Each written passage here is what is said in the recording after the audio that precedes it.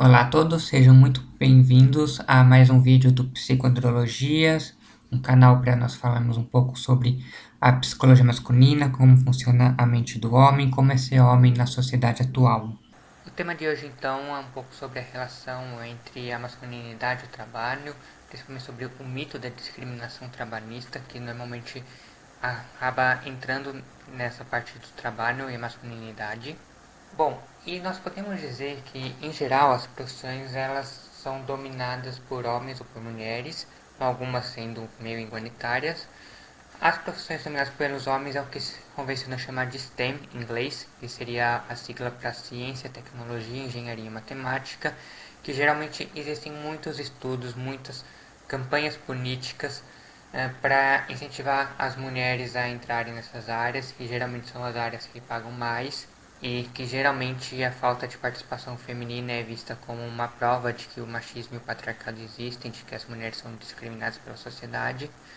Mas o que muita gente esquece é que as mulheres dominam a área chamada de RID, que é a abreviação em inglês para Saúde, Educação Básica e Trabalhos Domésticos.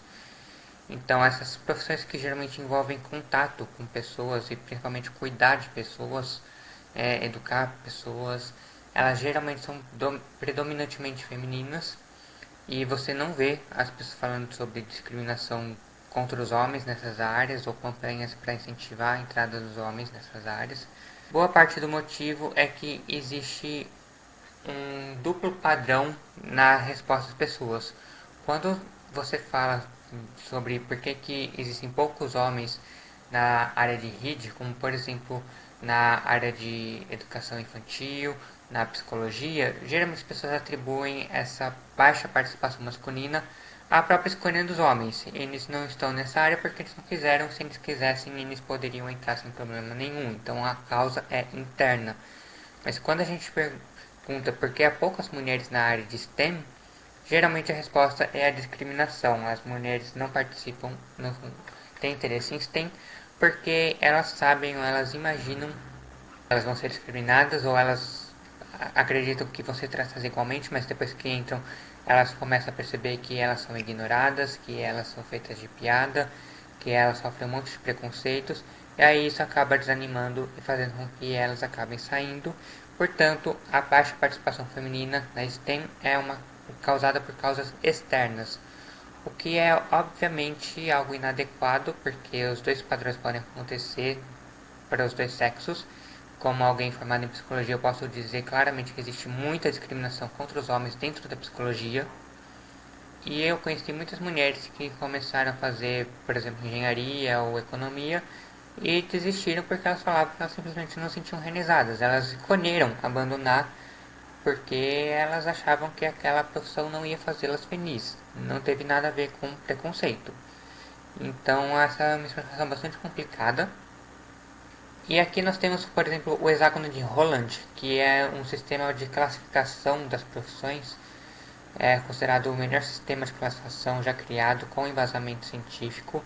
E ele diz que toda profissão, todo trabalho pode ser dividido em 6 categorias: as profissões convencionais, realistas, investigativas, artísticas, sociais e empreendedoras. E essas profissões, elas por sua vez podem ser identificadas num plano cartesiano em que um eixo é representado por interesse em coisas ou pessoas e o outro eixo N trabalha com dados ou com ideias. E esse eixo coisas pessoas é o melhor preditor no mundo todo de quantos homens ou mulheres vão trabalhar numa determinada profissão.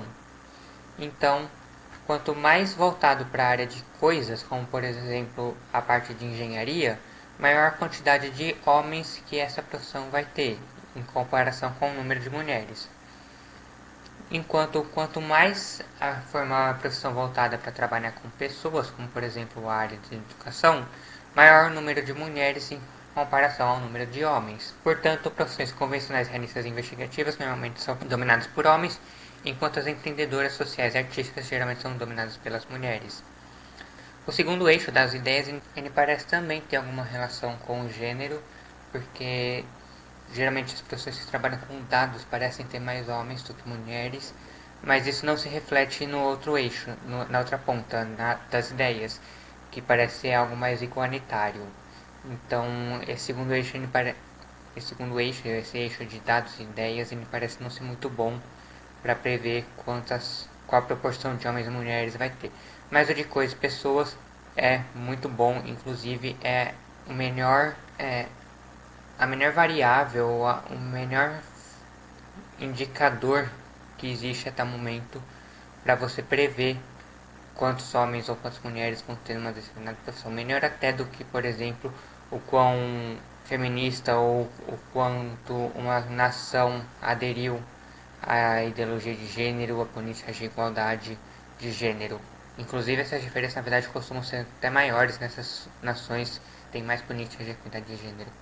E aí vem a tal da desigualdade salarial, a história de que mulheres ganham menos do que os homens para realizar o mesmo trabalho, o que é algo bastante polêmico, principalmente porque as pessoas não dizem, elas escondem como foi feito esse cálculo.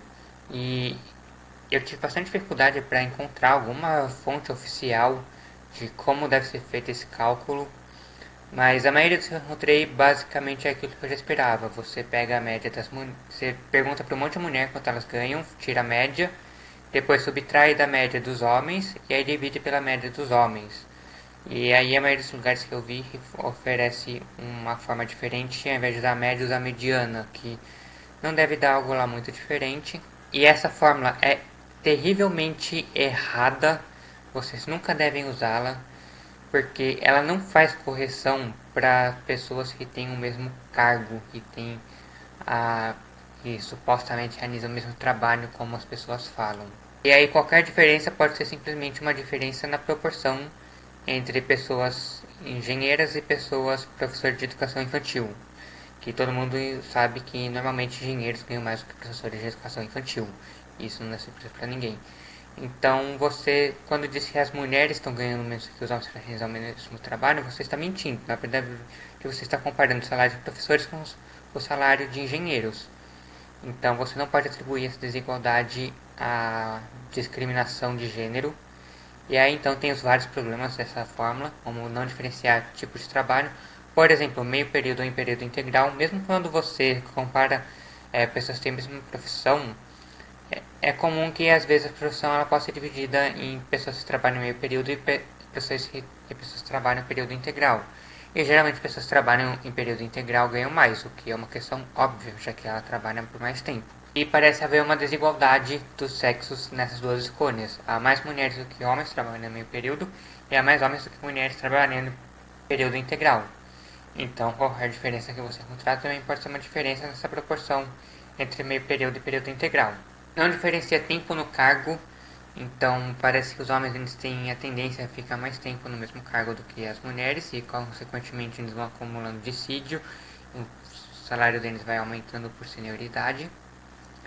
E claro, os 25 motivos para os homens ganharem mais, identificados por Warren Farrell, o qual fiz uma série de vídeos aqui explicando quais são esses 25 motivos que o Farrell chama de fórmula para o sucesso.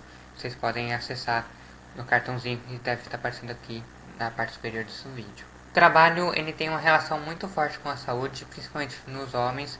Nos homens o trabalho é o melhor ou o segundo melhor preditor de bem-estar, de saúde física e mental. Outro seria mais ou menos satisfação com a vida familiar, se tiver filho, principalmente satisfação com a relação com o filho, com a relação paterno-filial.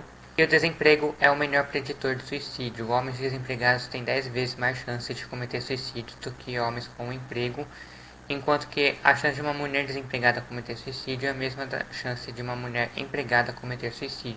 Consequentemente, o problema de desemprego é também um problema de saúde pública, principalmente no que se refere à saúde dos homens. E com isso, o que nós podemos concluir, o que nós podemos tirar de tudo isso? Primeiro é que o discurso da equidade de gênero no trabalho geralmente ele adota uma postura do homem é um ser ativo que age e mal, enquanto é uma mulher passiva e portanto vítima. O homem ele escolhe em quais áreas, em quais profissões ele quer trabalhar ou não, enquanto a mulher fica relegada àquela em que o patriarcado decide que ela pode adotar, o que é claramente uma postura inadequada que retrata as mulheres como incapazes de assumir responsabilidade pelos seus próprios atos, enquanto que os homens parecem que estão deliberadamente se organizando para colocar as mulheres em determinadas posições e excluí-las de outra, o que isso não ajuda em nada a resolver problemas de discriminação, pelo contrário, só aumenta o ódio entre os sexos. Falar sobre equidade no trabalho geralmente significa melhorar as condições femininas, mas pouco importância se dá a melhorar as condições masculinas, a discutir, por exemplo, a discriminação que os homens sofrem nas áreas RID, como por exemplo a psicologia. Diferenças de escolha estão implícitas em várias dimensões, então as pessoas elas não apenas vão para as profissões em que a sociedade determina que elas podem ir, mas elas também escolhem aquilo que melhor satisfaz as suas necessidades, as suas vontades. Então, se ela vai trabalhar numa área STEM ou numa área RID, se ela vai trabalhar meio período ou período integral, tudo isso é uma combinação de fatores dos quais a escolha individual, a responsabilidade sobre os próprios atos também estão incluídas. Nós precisamos levar isso em consideração, tentar investigar, por exemplo, quanto dessa escolha é intrínseca ou extrínseca. Claro, os impactos sociais do trabalho. O trabalho não é simplesmente algo que você faz para ganhar dinheiro, ele está relacionado à sua saúde mental, à qualidade dos seus relacionamentos familiares, à qualidade dos seus relacionamentos com amigos, com os colegas de trabalho. Quão útil é o seu trabalho, quão útil você acha que é o seu trabalho para a sociedade. Geralmente também tem impactos na saúde física e mental. Então, falar sobre o trabalho geralmente é falar muito mais do que simplesmente o que você faz para ganhar dinheiro, para pagar suas contas, mas está atrelado à sua saúde, está atrelado à sua noção de propósito. Muitas vezes tem uma dimensão espiritual, então isso tem que ser levado em conta e levado muito a sério. E é isso, espero que vocês tenham gostado. Se gostaram, curtam, compartilhem o vídeo com os amigos e familiares. Quem ainda não está inscrito, inscreva-se para receber notificação de quando sair vídeo novo. E me ajude a manter o canal a fazer uma doação no link da descrição desse vídeo. Obrigado e até a próxima.